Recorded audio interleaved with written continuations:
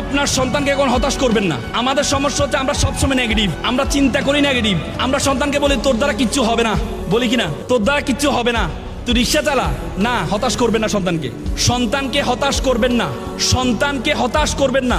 সন্তান যদি প্রতিযোগিতা অংশগ্রহণ করে, সন্তান যদি প্রতিযোগিতা অংশগ্রহণ করে, ধরেন 100 জন প্রতিযোগিতা অংশগ্রহণ করেছে, আপনার সন্তান হয়েছে 20তম, আপনি কি বললেন, কি রে বেটা তোর আগে 19 জন পাস করে ফেললো, তুই কি করলি?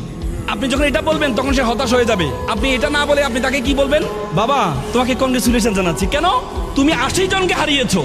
কতজনকে হারিয়েছো? 80 জনকে হারিয়েছো। এজন্য তোমাকে কংগ্রেচুলেশন জানাচ্ছি। তোমরা এখানে যারা আছো, অভিভাবক যারা আছেন, আপনাদের উদাত্ত আহ্বান থাকবে, সন্তানকে স্বপ্ন দেখাবেন বড় করে। সন্তানকে স্বপ্ন, ব্যর্থতা থাকবেই, পরীক্ষা সে খারাপ করতেই পারে, বলে তো ফেল মানে ফার্স্ট অ্যাটেম্প ইন লার্নিং, শিক্ষার প্রথম ধাপ, শিক্ষার প্রথম ধাপ। তো সুতরাং ব্যর্থতা থাকবেই, ব্যর্থতার পরেই আপনার মাথা থাকতে হবে সফলতা টুডে টুমরো আসবে।